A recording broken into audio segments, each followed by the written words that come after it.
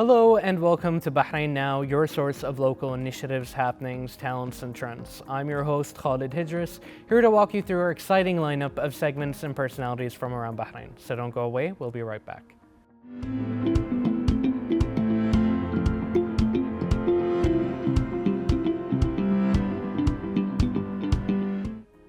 Dedication, discipline, and determination were on full display as Bahraini athlete Ziad Zahir Tawfiqi achieved an impressive milestone at the Ironman 70.3 Warsaw Championship in Poland.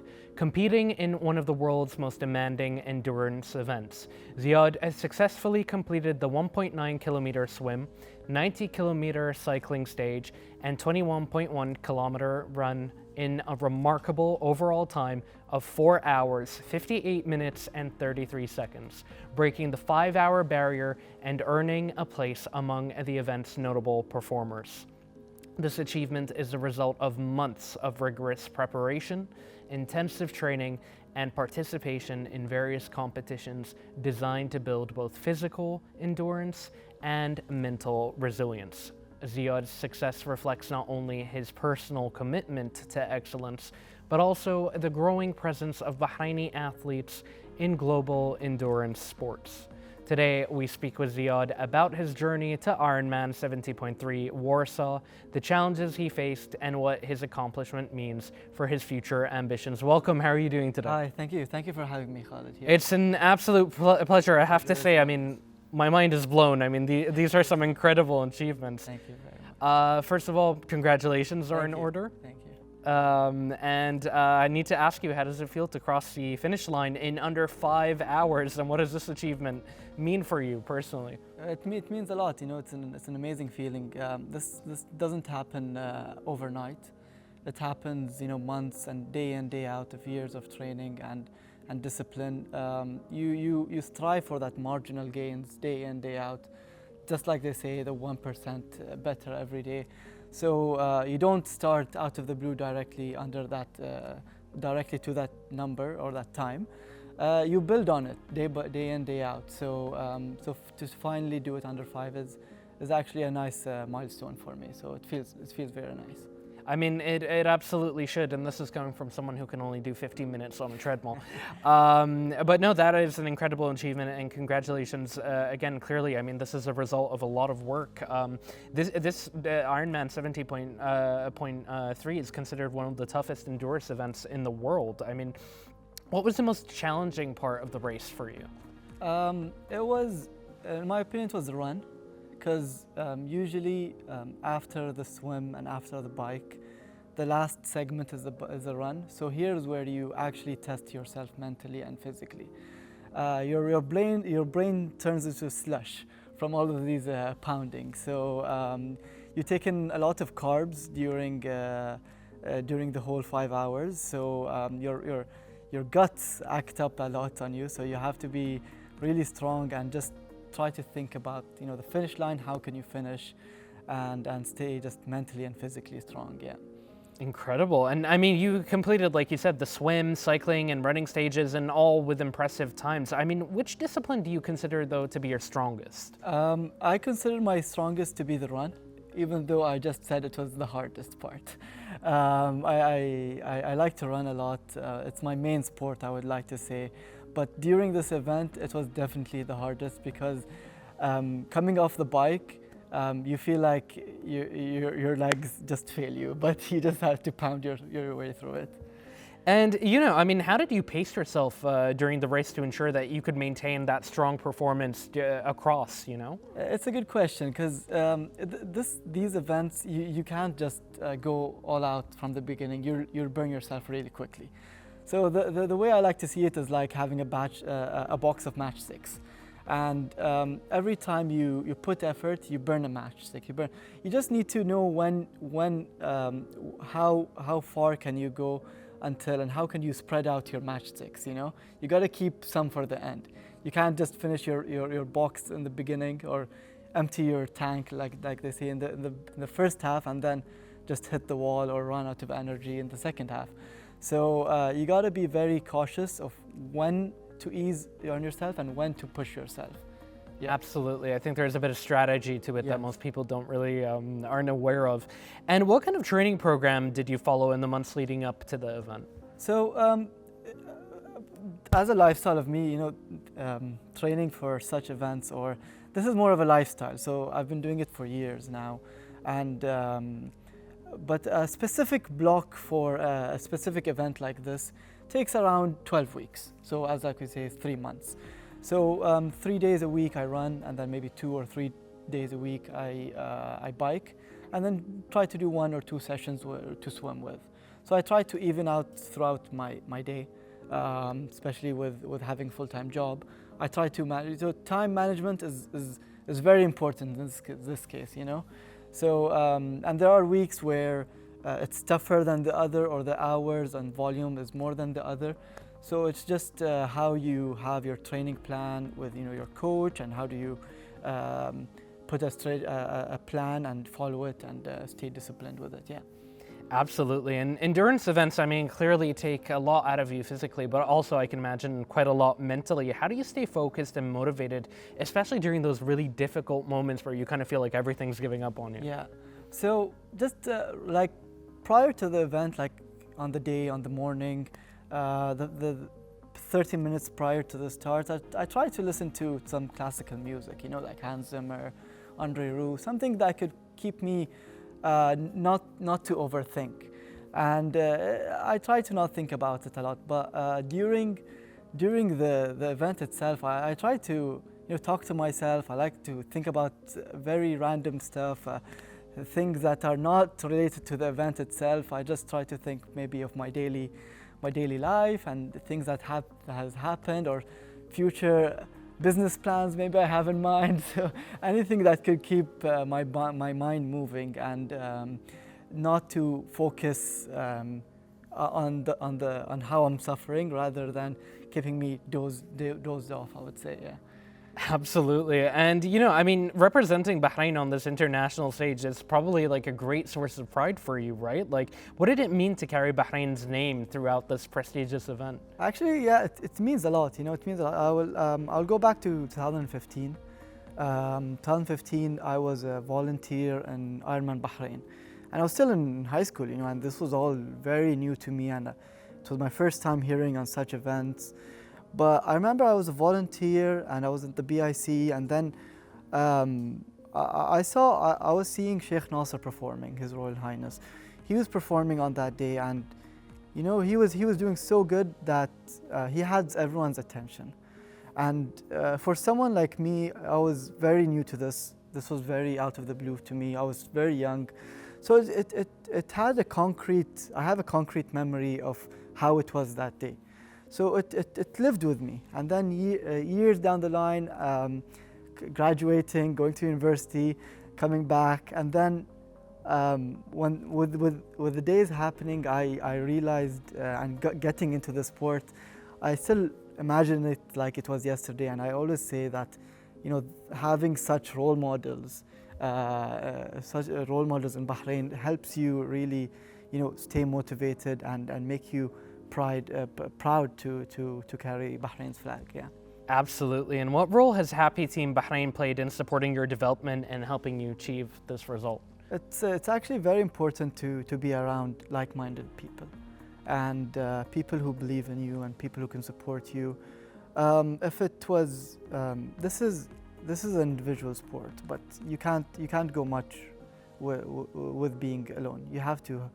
You can go so far with being a group. So having a social group with you who believe in you, support you, is very, very important, because in the beginning you might think it's not possible doing such distances, such events, such volumes, but then you see the people around you doing it, and you start believing in yourself, and they put the belief in yourself, and you start thinking that, hey, maybe step by step I can get this, I can do this actually, and with God's grace and their grace and their support, they make it feel like easy. So it's very important to be a part of a bigger community in Bahrain, and a part of a team where they will not just support you, but also will always be happy for you whenever achievements you achieve.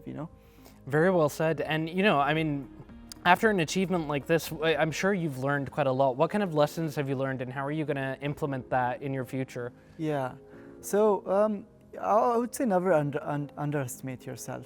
You always, we as humans, or we always try to overthink things and underestimate ourselves. But you'll be surprised on how much the body can achieve and how much your mind can achieve. So it's always worth taking the risk of having an ambitious goal, because you never know where you'll fall yourself into. But it will always be good.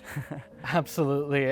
Now, I'm wondering, there are probably a lot of people who are going to look at an achievement like yours and kind of hope to follow in your footsteps as well. Because, I mean, again, it is an incredible privilege to represent Bahrain at events like this, and as well, the personal sense of accomplishment that you must feel, So what advice would you give to young athletes in Bahrain who are looking to perform on the global stage?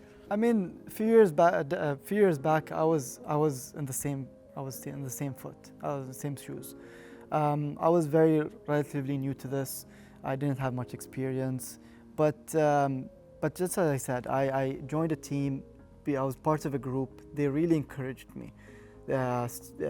Day by day, I really felt like I was getting better. So what I would recommend young people to do is be part of a group. There's a lot of social groups here in Bahrain, and you can they're all good people. So and they're all like-minded people, and they all want the best out of you. So for someone who is young, it's very important to be part of a group, and it's worth taking the risk. It's worth taking the risk, and to not overthink things. Especially, I mean, I'm still young, and we, as our generation and the newer generation, we tend to overthink things, and we don't try to break it into small chunks. And so the way I would like to say it is that try to break it into small chunks. So not to have go all the way out to the full event. Maybe start with shorter distances that happen here in Bahrain, local events, and try to build on that. And we all start somewhere, and day in, day out, we get better. So that's what I could advise to younger people. I feel motivated already. Thank you. I'm pretty sure. I think you brought it up perfectly. I think a lot of people, especially when it comes to fitness and the like, try to hit it hard all at once, and then they get tired, and then they get discouraged. Yeah. So it's nice to see. I think you mentioned at the very beginning that you started with smaller steps. Yeah, and it's very important to not compare yourself with others. We all have our own journey. We all have our own race, and everyone has his own timeline. So it's very important for each individual to race himself, to challenge himself, to not overthink or to compare himself with someone who's been doing it for much longer than him, and try to, it creates unnecessary stress. Very true, very true. And I'd just like to ask you lastly, if you could describe your Ironman 70.3 Warsaw journey in like one sentence, how would you do that? I would say, if even less than a sentence, I would say never in doubt, and never underestimate yourself, like I just mentioned. Because going into this event, I was asking myself, I was like, what do I expect, or what's my target time, or given with my training plan, what do I think I will achieve? I couldn't find an answer. I couldn't get an answer for that, because I don't know what will happen on the event itself. So I didn't have an answer. I didn't have any expectations, in fact. So I was like, I'll take it bit by bit. And I remember last year, I did another 70.3, and I've completed it in 5 hours and 23 minutes. So anything faster than that would be a win, for me. But going through the day, I felt good. I felt strong. I went to the bike. I felt strong. I felt like I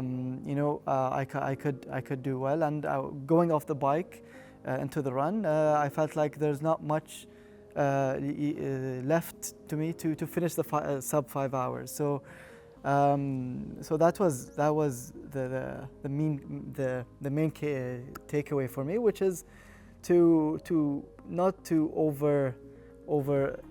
to be over ambitious, or just go with the flow. And maybe sometimes if you put expectations, your body can achieve much better than that, you know. Wonderful. Again, I'd like to thank you so much for joining us and for sharing your experience with us. And honestly, congratulations, because this is no small feat. Thank you for having me. And you know, I hope the people who are viewing here, who if I'm able to motivate or encourage anyone, you know, it's a day made for me. So. I don't think there's any doubt in that. Thank you so much again. Thank you very much, Khaled. Thank you very much.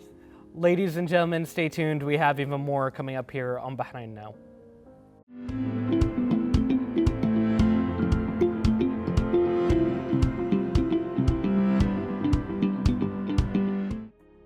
Excellence, innovation, and determination took center stage at the American University of Bahrain's annual Spotlight Awards ceremony for the 2025 to 2026 academic year.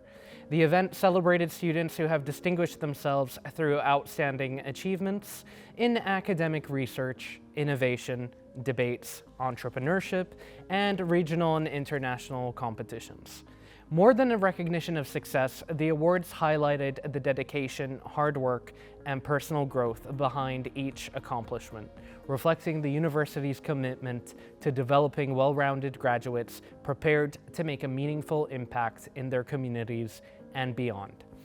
Among those honored were students who achieved remarkable results in prestigious competitions, including AI hackathons, debate championships, financial research challenges, and international technology events.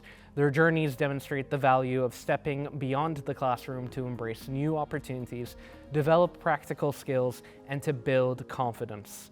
Today, we are joined by two of these outstanding students to learn more about their experiences, the challenges they overcame, and the lessons they gained on their path to success. And to talk more about that, we are pleased to be joined by the students, Malak Abdel Muttalib and Ibrahim Wiam. Welcome, how are you both doing today? Alhamdulillah, how are you? It's a pleasure to be here. It's a pleasure to have you both here. Now, to start off, I'd like to congratulate you both on your recognition at the Spotlight Awards. Can you briefly introduce yourselves and tell us about the accomplishments that earned you this recognition? Of course, it's a pleasure to be here. My name is Ibrahim Wiam.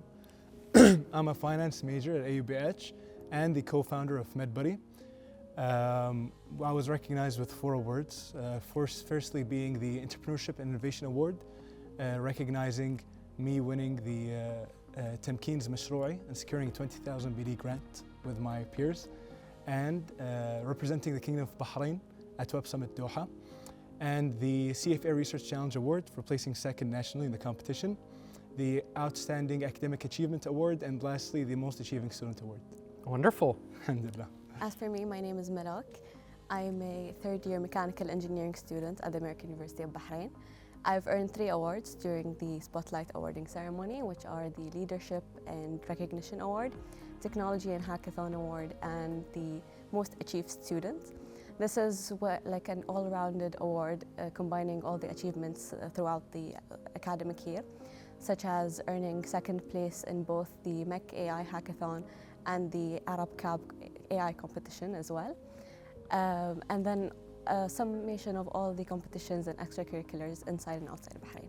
Wonderful. I mean, I feel like an underachiever kind of sat here with you guys. I mean, those are incredible achievements. Congratulations. And I mean, how does it feel to have your achievements celebrated by the university like that?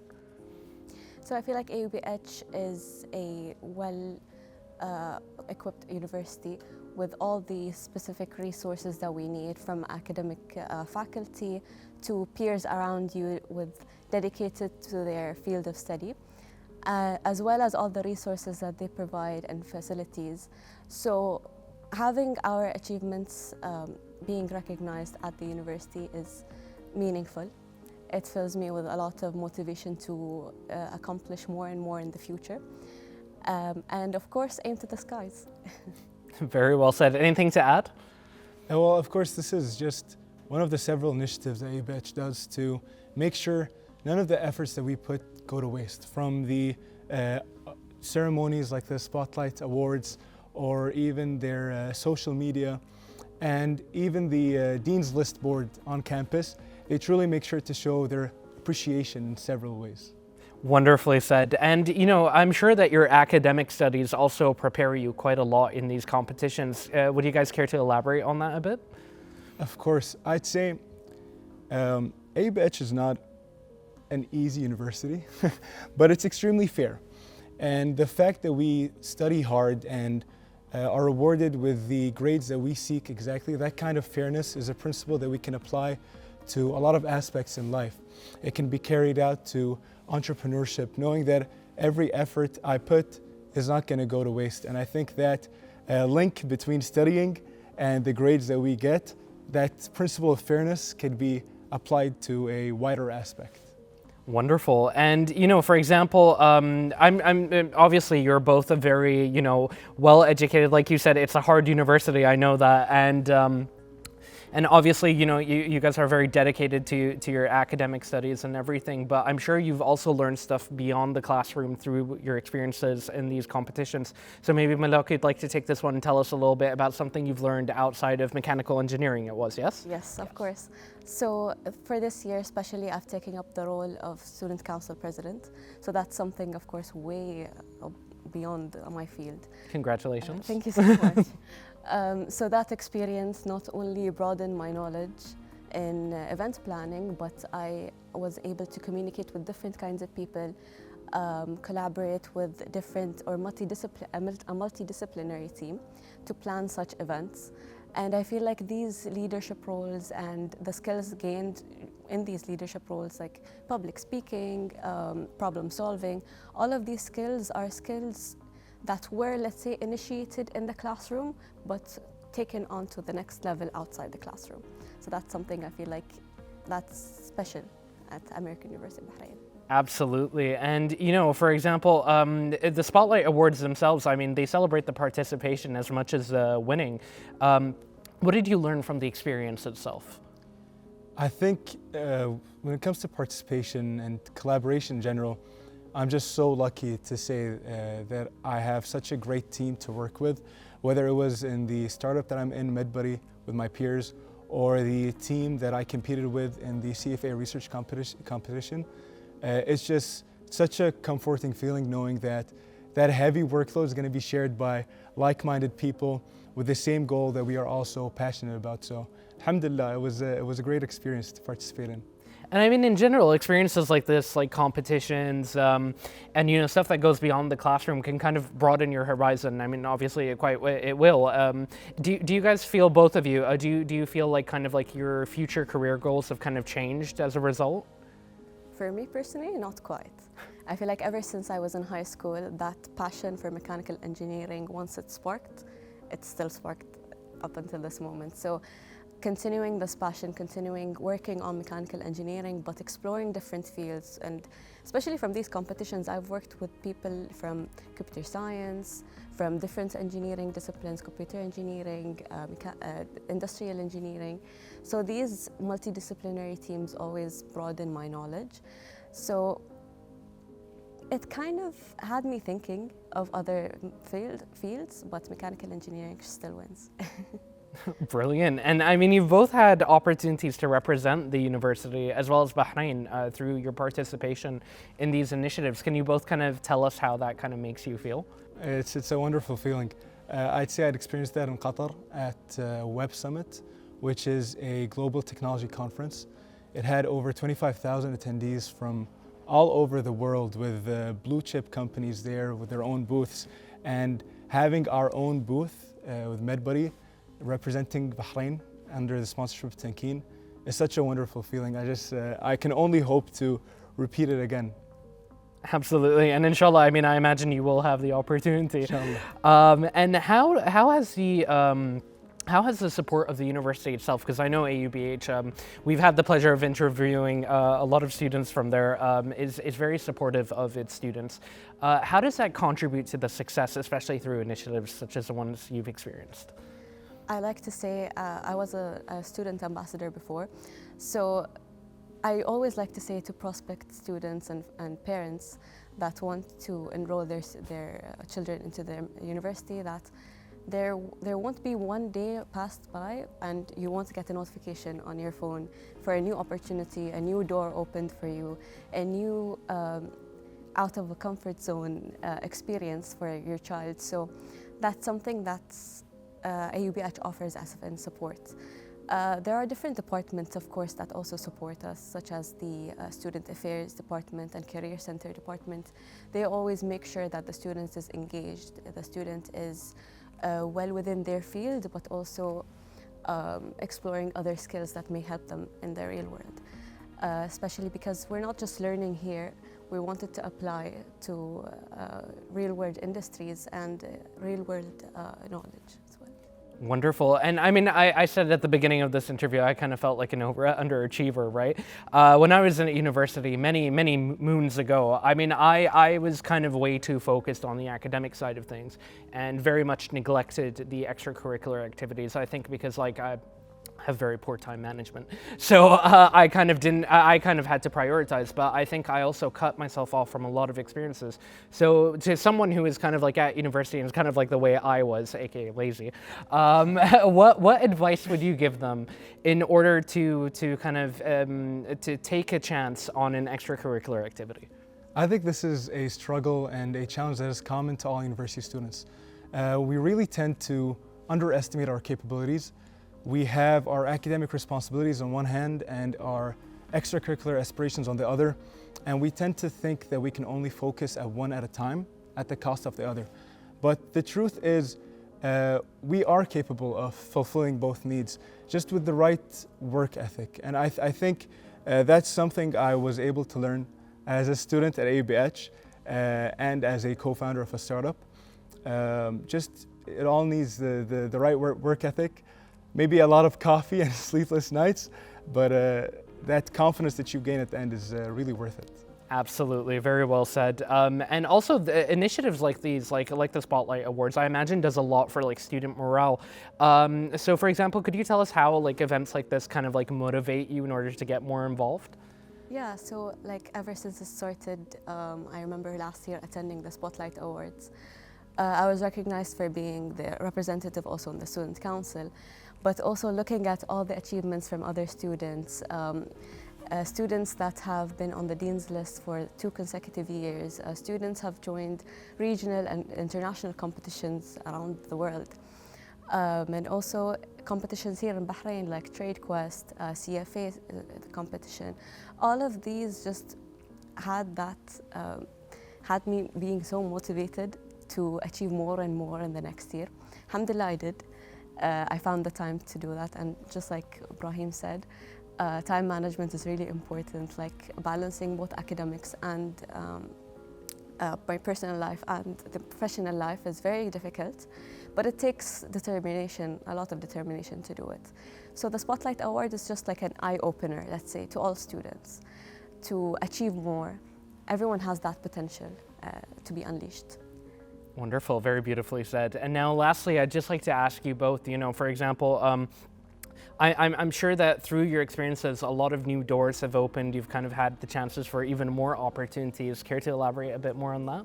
Of course. Well, again, being at Web Summit, with the amount of opportunities that were present there, we were able to get so many contacts that are going to be so useful and beneficial when we finally launch. And the grant from Tamkeen's Mashroua itself has done such good in contributing to our development, and we're inches away from launching our product, and it's all thanks to Tamkeen and their support, alhamdulillah. Wonderfully said. Anything to add to that? I would say maybe just as Ibrahim said, the relationships that you gain throughout. I had the opportunity also before to give a 2-week workshop at the Youth City 2030. So that's another like connection opener, let's say, to meet new people, get to know different fields around Bahrain as well. So it's not just restricted on what we learn at university or what we learn at school. So that's something that I always carry with me, the relationships that I build. But not only that, it's also the skills that I gain. So because of me joining a lot of competitions related to engineering, I am now like indulged into training within the university, training students either by CAD softwares like SolidWorks or even in any engineering software.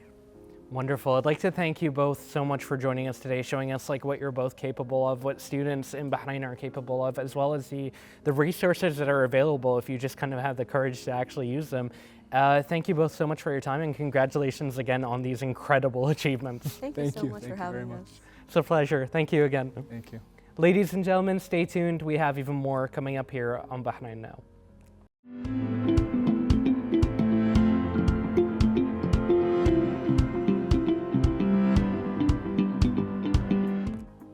This brings us to the end of the episode. We'd like to thank you for watching, and as always, be sure to reach out to us on our social media accounts shown below. We'd love to hear from you.